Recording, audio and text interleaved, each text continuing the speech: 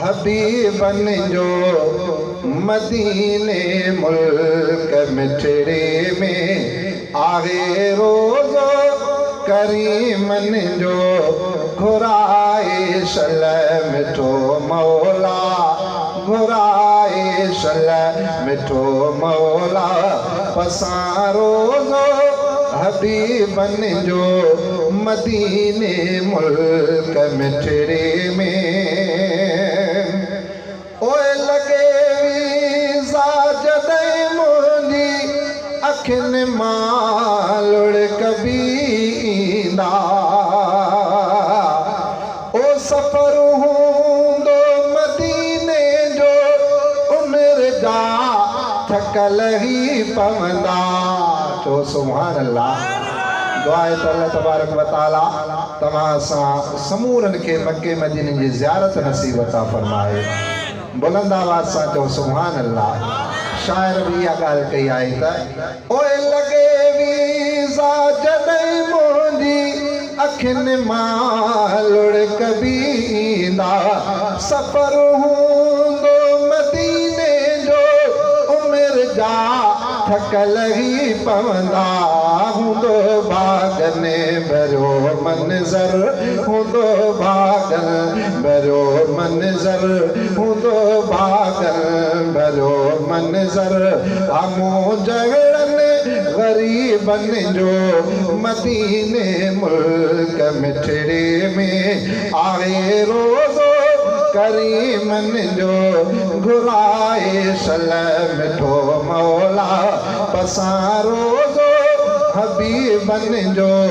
मदीने मुल्क मिठड़े में ओए सिकाथो मां अज़ल खाई कॾहिं वेंदुसि सजण जे दरे सिकायल साहो आमो जो ॾिसां मां रोज़ ए अतहर। चओ सुभान अल्लाह। ओए सिकाथो मां अज़ल खाई कॾहिं वेंदुसि सजण जे दरे सिकायल साहो आमो जो ॾिसां मां रोज़ ए अतहर जेको आवे इमामुल अंबिया सारने नबीयन जो जेको आहे इमामुल अंबिया सारने नबीयन जो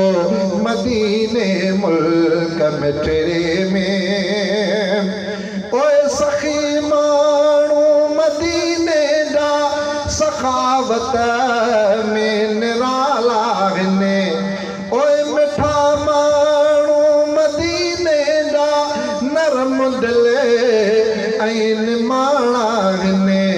वॾो आहे क़ुर्ब अरबन में वॾो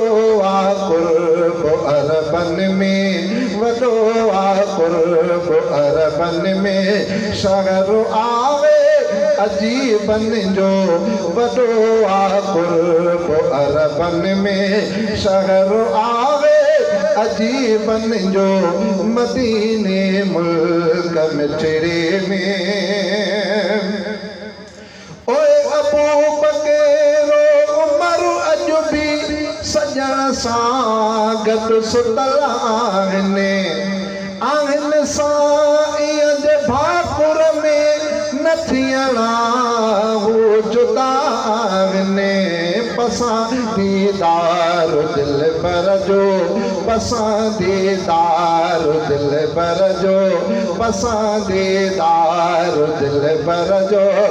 सोहणनि तिन रफ़ीक़नि जो पसंदीदार दिल भर जो सोहणनि तिन रफ़ीक़नि जो मदीने मुल्क मिठड़े में आहे रोज़ो